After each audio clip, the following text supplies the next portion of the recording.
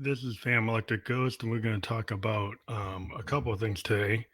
Um, we got our new microphone here, which is pretty cool. We've been trying it. It's the Skyliner. It's from it's the Skylight, sorry, from 512 Audio, and we've been using it for podcasting. We're going to use it going forward, but we're also one thing we did with it. We actually introduced it into our recording process, and we're going to get into that. But we're going to talk about some of our sponsors first. So we're going to talk about one of the big sponsors we've been going with, which is Double Jack Online. It is the philanthropic gaming lottery site where you can play Keno and you can play Powerball, and a percentage of the profit goes to charity. So take your cell phone right now and scan that. You can see the found.e link, but if you take your cell phone right now and you scan that, you can get on there, and there's opportunities for people who want to be influencers. If you can go and spread the word about this, you actually get a percentage of the profits. So you can it's a win-win situation. So check it out. In the US you can't play it, but if you are into virtual private networks, then you can figure out what to do. So we're going to be uh, hoping that you check it out, because it's a pretty cool thing, and they're helping support the podcast. So now we get back to fandom stuff.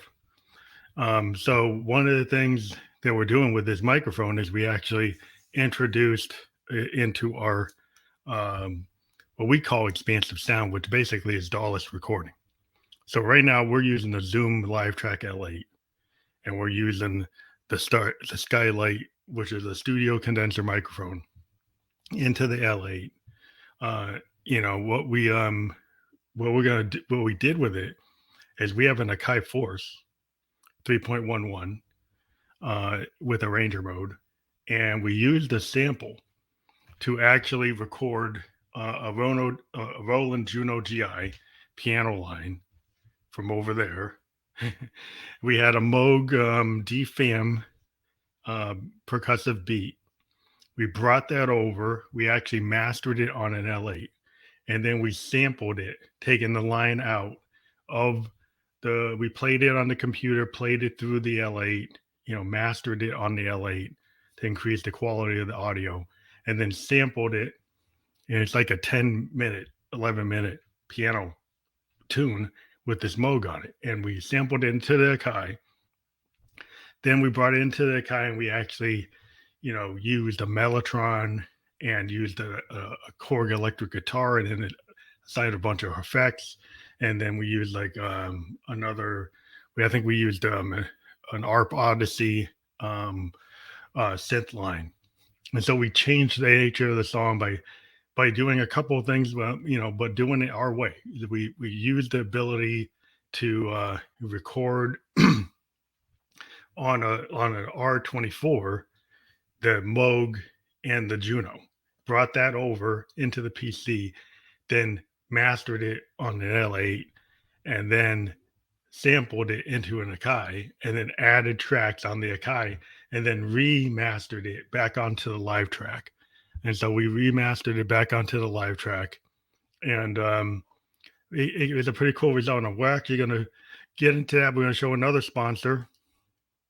So another thing that's real important today, if you check it out, what's been going on in the world, is that you should be awake, because there's like 20 to 40 million people in the modern day in slavery in America. The average age for a sexual exploitation is 12 years old. So child sex trafficking is an epidemic.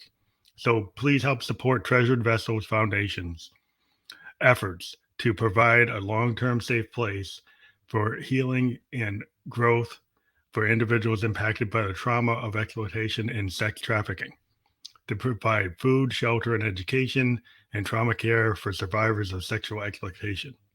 So let's help Treasured Vessels Foundation grow and expand and bring safe houses to every major city in America. Absolutely anyone can make a difference when it comes to raising awareness about the realities of human sex trafficking. Support the TVF and purchase a t-shirt, hat, or wall art to spread the word that you should be awake yet message. And 50% of the profits from Sports Market USA go directly back to the foundation. So what you need to do is check the link here. What we've got is we've got a link. Not sure if you can see it so good, but we'll put it up again later. But there's a link that's on this page. So if you look at this page, you can see the hyperlink there. It's a bit.ly link, and you use code Keith Gittins Jones, and you'll be able to get 10% off your purchase and be able to do this. This is live in that. So again, check this out. It's pretty cool. We'll actually put the bit.ly out there for people to get when we go further into this discussion. So we're going to get back into the main discussion. So again, we are a producer and podcaster. We interview all kinds of people. We got a lot of cool interviews coming up this week. 3 interviews this week, and part of what we do as a producer is dive into how people do production. And this episode is kind of like how we do production. We're a DAWless producer. We primarily use the Zoom Live Track and the Zoom R24 and this Akai Force. Now yesterday I found out about the R20. Now what's interesting is I'm a big proponent of the R24, which is a 24-track Zoom recorder. And it takes in XLR or quarter-inch lines, and you can record all kinds of synths. Now I have a MX1 performance mixer that takes in USB lines and 1/8 of an inch lines, and then I can record all kinds of things. And I use a combination of an MX1 Roland performance mixer going into a Zoom R24. But yesterday they came out with the R20. Now the R20 is kind of significant in that it has built-in synths, built-in drum machines, built-in samples, and then it has a touchscreen because now everything needs a touchscreen. And so it's kind of like got this like Roland Phantom like touchscreen. Then now you can record up to 8 instruments, 2 with like XLR. I mean, 2 with quarter-inch lines, and the rest of them are XLR. And you can actually use the screen to do what you never could do on a recorder before. You can actually move your arrangements around with your finger. So you could have something on track 4 and then move it to track 2. You can go and actually control, where your mics are going and where the recording's going. So it's very significant. It's DAWless recording. A big proponent of that. I do that today with multiple devices. This new R20 looks fantastic. Not to be pushing it, but it's only $399, and my R24 is probably like $600. So it's cheaper, and it looks like it actually do more. The question I had to Sweetwater was whether or not it can do the microphone profiling that the R24 can do.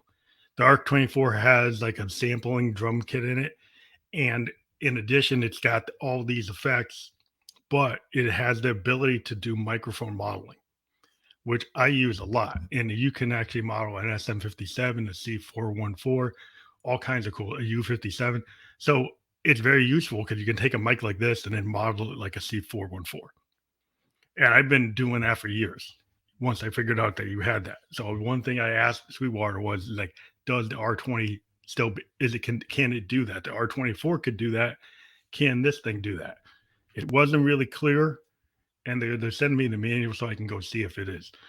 But what we're going to do now is we're actually going to go into an example of the song that we were talking about. And this song is interesting because it's bringing up. It was written initially for a love interest, and then I decided to be a wider representation. So the idea is like Elle. So if you look up Elle, it can be somebody's name, a woman's name, but it also represents like she, the idea of a woman. So you can use Elle to represent a female character. So the song Elle is about a woman that I'm totally in love with, and I want to do everything for. I want to do right by them. And so I decided, well, it's not. But the way I did, I said Elle, which you're really not supposed to pronounce it that way, but I kind of did. So the quirks, the songs. You write the song, and it's like, oh shoot, I said Elle, but it's like it's supposed to be Elle. But you get the idea. So we're using the idea of this universal she that I'm in love with. So there's like all the women I'm kind of in love with or have been in love with. And that's what this song represents. And what we did is because it's Expansive Sound, it's very loose in its arrangement. It has a Moog drum that's very tight. It's the same drum beat through the whole thing. But the piano arrangement is kind of crazy horse like. It's a little, you know, it's not running to the clock. I hand played it. It's kind of evocative of a feeling. And it's kind of like this idea. If you're like, I'm a big fan of the Velvets. I'm a big fan of like Big Star Third, uh, you know, um, Tonight's the Night. This idea that you can have compositions that are not exactly super tight on the BPM, super tight on the key changes. It's kind of like if you can't really track Keith Richards into a DAW, and you wouldn't want to. And the idea is like, if you take a band like a Husker Du or the Replacements, like Sorry Mom, I forgot to take out Trash or Let It Be. It's something about the imperfections of that kind of reality and hardcore honesty of post punk music from bands like Joy Division to Husker Du, early New Order. Anytime you get into that type of sound, if you even, is this a matter of like, do you want to make it perfect or do you want to make it heartfelt? So this is an example of that type of recording from an expansive sound perspective. Not that I'm equal to those recordings, but what I was trying to go for is more of an honest approach, and it's not a 2 minute song. The original song's like 16 minutes, and the version that's out here on the videos is probably like 7.5 to 8 minutes. So we're gonna put that out there now. So it's Elle. I'll do my best to make this right, and so we're gonna play the full song.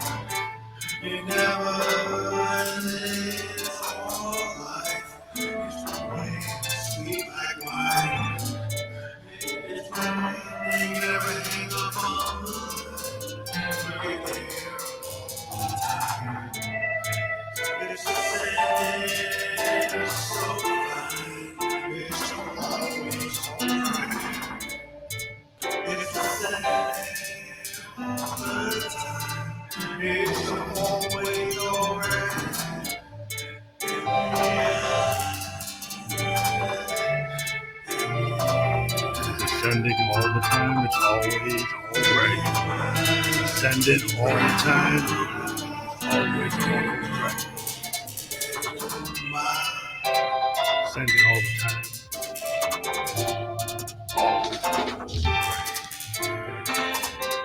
We know Saturday all the time. Into my eyes. We know Saturday all the time. We're going deeper. We know Saturday all the time. It's always all right. Saturday all the time. So that is yeah, and that was this is actually we're gonna stop that one. But there was the original that we'll get into a little bit later. But what's cool about this whole thing was that is an example of expansive sound. So that that was totally done without the DAW.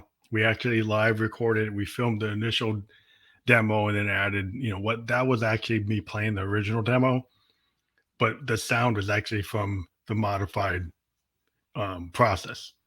So we again, when we wrote that song, we took a Moog DFAM and a Juno GI and actually played.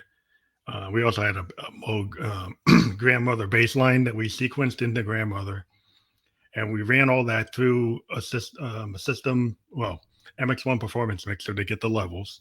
They ran it to R24, which is a hardware recorder, and then put it down to an SD card, brought it over to my PC, my ThinkPad, and then remastered it on an L8 live track, and then sampled it into an Akai Force. And then on the Akai Force, we added an acoustic guitar, an electric guitar through some chord guitar plugins, and then we added a Mellotron and we added a ARP Odyssey. So we were able to add plus we added a bunch of effects on the guitar, the actual electric guitar. The Akai Force actually has a lot of capability. So that was just the idea of like, okay, we're gonna sample ourselves, which is something that we do as the Ghost a lot. We tend not to sample other people. We tend to just sample our own stuff and use it. In this example, we use like 11-minute sample because the Akai Force can actually do like a 15-minute sample. We see we used it as basically to record us playing over on the other side of the room and bring it into this digital capability, but it's still all DAWless. So we kind of just, hey, we're just going to take that sample and then play over it. And that's what we did. we just added parts over it. And like, again, we kind of come at it kind of in a kind of ramshackle way. We don't try to be perfect. We did it for feel.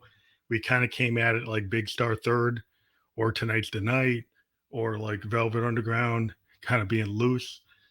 It's like, not loaded Velvet Underground like the first and second or third Velvet Underground albums where it's a lot looser. It's just there's something about like playing like that. If you think about like the Replacements or Who's Do, this is post-punk kind of attitude that we try to bring into our stuff because we're a big fan of Joy Division. We think that was like the ultimate new wave band. Got cut short when but the idea of it of recording that way is something we still hang on to and we try to do with our music.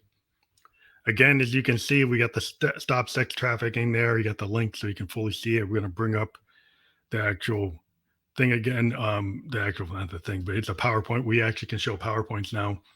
So basically, if you go out there, you can use this link, and if you use the coupon code Keith Gittens /Jones, you get 10% off buying a T-shirt or wall art, and 50% of the profits go to helping stop child trafficking, and I think that's a good thing to do.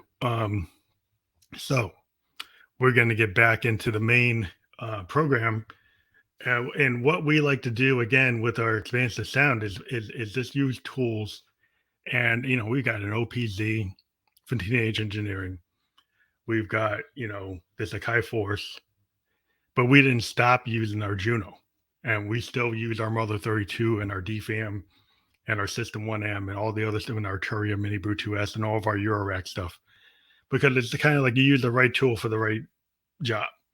Not that a song is a job, but sometimes I come into a song and it's like I started on OPZ and then I add a grandmother bass line. A lot of times I'll have this Akai Force and I'll use like an Odyssey bass line, but then it's like then I was like, well, you know what? I like what I can do on the Moog. So I'll bring the Moog in and use the MIDI to bring the Moog into the arranger mode and do it that way. And we're always looking for new things. We got something coming. We got the JD08 coming, which is the JD800, and we're gonna be real excited because we just last week figured out how to MIDI connect an external synth into the Kai Force. And we think we had an episode where we did that with the grandmother, and you can actually record the audio track into arranger mode and then put effects on it. So, the grandmother already has a great spring reverb, but then you could bring it in and add all these digital effects. And so that's a cool thing. And then you can bring it in, you can manipulate it into the grid that is the Kai Force. The other thing we were talking earlier is about the R20 from Zoom. They finally got into the world where if you're the kind of person I am, I'd like to just go and start playing. I don't want to have to think about going in a DAW and wondering if I'm going to get compression on my Moog or whatever. And so I just like using an R24 or an L8.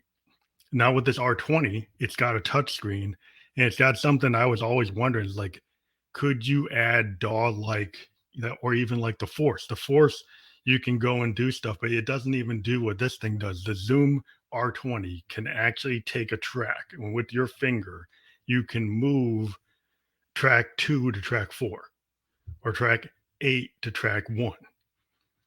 No, I can't really do that easy on the Kai. I mean, there's a way to do it, but not with my finger. And so that's kind of significant if you're just kind of experimenting, kind of spitballing something, and you say, "Hey, I should take this guitar part or this lead or these horns and move them to the beginning of the song, or move them to the middle of the song, or move them somewhere else, or cut them up." You can actually do that on this thing, and so we're very excited about it. We've been a Zoom user we got the ZDM1, we got a Q8, we got the R24, R16, and we've got a live track. Now we're not just a Zoom head, we started life with a Tascam 4-tracker, doing music back in the day, but we have found that we like the performance of those products. Now, if Tascam wants me to challenge Zoom and send me like a Model 20 4 or Model 20, that I wouldn't be opposed to that. But so we have one more thing we wanted to show from our YouTube. We wanted to show the original version of that song, which is Elle. And we wanted to get into that because that song, what we liked about it is the original initial version, is kind of a live cut. And it's just fun to do a live cut when you're working things out. So we're trying to set it up now while we're talking to you, but we're setting up our Chrome tab to get into it. So we think we've got it. Let's see if we can see it. Yeah, you can see it now. And we're just going to bring up the LE sessions, extending into darling mode. The one thing about this, when we get into it, before we start it, and we don't want to start it, stop. And we're going to make it bigger. But the one thing about this song is that we had an album this year called Ascending into Darling Mode. And the thing about that record was that is this idea. The idea, when people fall in love, they always have this idea. They always have this thing where you're falling in love. The Ascending into Darling Mode album took the idea. It's like, what if you actually ascend into love and you actually don't fall and you don't feel like you're getting hurt or you're falling apart or you're freaking out? That you actually ascendant, that everything is going well. It's like it's always all right. So this song continues this idea that we did with the Ascending in Darling Mode album. We even at the end of the song, we start having this refrain. It's like it's ascendant all the time. It's ascending all the time. It's always all right. I hit the mic. It's always all right. And that wasn't all right. But that you see the idea of it is okay, we got this kind of the whole song Elle is this idea of taking the word Elle and it's this global representation of she. And I'm in love with she, which represents this kind of idealized woman that you get mad at me for that. But this idea like okay, this is the kind of perfect love in my life that I'm always trying to find or think I found or think I'm in a relationship with. And the idea that you want it to be ascendant all the time. You want it to be always all right because you want not to be falling down and like crying and heartbreak and like, oh, this is terrible. We're just having it's codependent. It's not good at all. So it's the opposite of codependent. It's like you're always all right. You're ascendant and it's always getting better. That's the idea of it. So here's the original. And so we're gonna get into the original. And the original is got you can really hear the Moog DFAM and the grandmother bass line probably more significantly. And there's less vocals. There's the original vocal. I did an overdub with the new mic that we got, and I talked about what it was, and now I probably forgot the name of it. I think it's the Skylight mic from 512 Audio. So we're going to get into this right now. So we're going to play the original cut without the overdubs. This is Elle. Oh, it's the wrong one. Let's get the next one.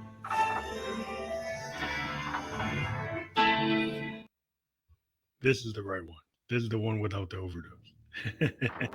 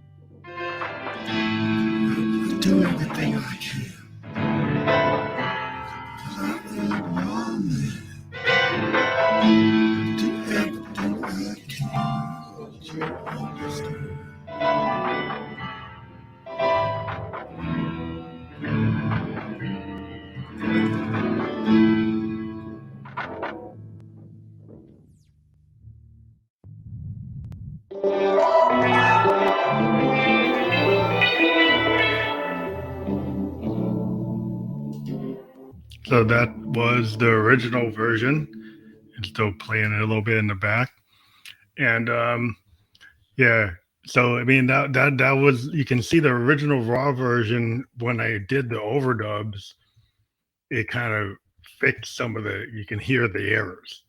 But this is probably, one of the things I found is I can have an initial recording, and the initial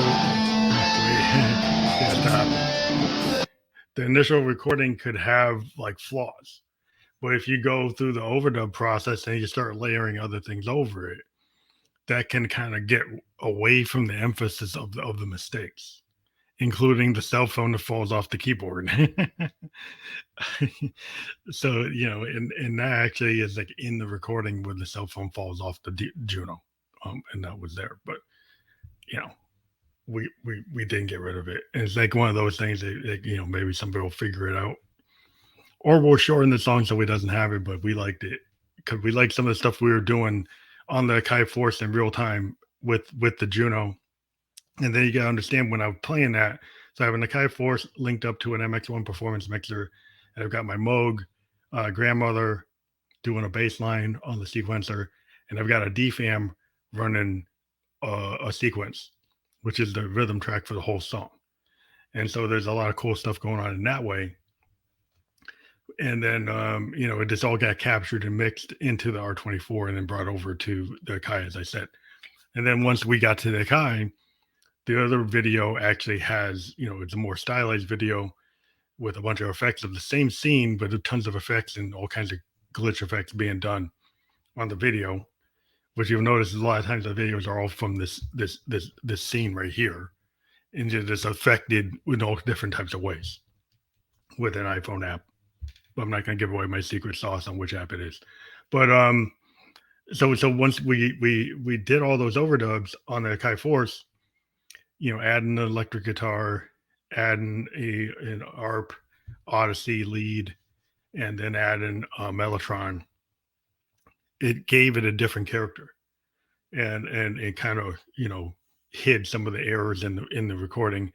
And we've had people really dig this song, and it's not perfect, and it wasn't designed to be perfect. It was like it's a feeling at the time we wrote it of where our head was at and where our heart was at in terms of what we were doing.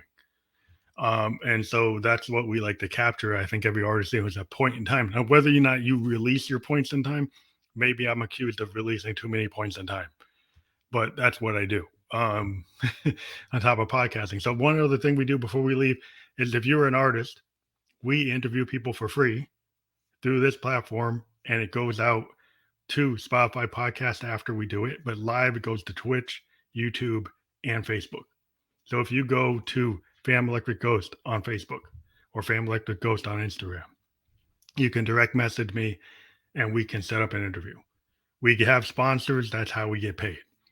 So, if you can deal with the sponsors, you can get an interview up to an hour long, talking about your stuff, showing your YouTube video, giving up your links, and telling you. We try to do a behind the music type of thing with the artists we talk to, so that they feel that their voice is heard and they're able to talk about their unique style.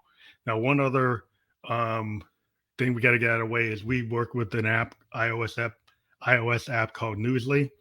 If you go out to newsly.me and use coupon code GHOST2021, you can receive 1 month free of this cool app that basically reads the news back to you, so you don't have to actually flip through things reading it yourself. So if you're multitasking in your day and you want to get a headline, Newsly will pick up the headline and read it back to you in English. And so if you use the coupon code GHOST2021, and you go out to newsly.me or go to the App Store or the Android store, you can get it and check it out. It's pretty cool. So that's it for today.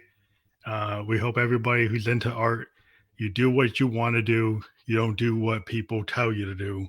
You do what you feel you want to do as an artist. And that's the best feeling in the world, is to do your art and then get appreciated for what you exactly wanted to do. Now, I'm sure producers want to mold you and help you in it. I think the best producer, before I leave on the soapbox, is a producer that sees your style and enhances your style, but doesn't totally work you so you don't even sound like you used to. If you can find a producer that invigorates your mix, that actually enhances what you do naturally, then you found the right person. So this Van Electric Ghost or Peg signing off. Check us out on SoundCloud. All of our new tracks go there first. Then we're on Spotify. We're on Apple. We need more people listening to us on Apple. So go to Apple Music and find a Peg album and download it. Talk to you later.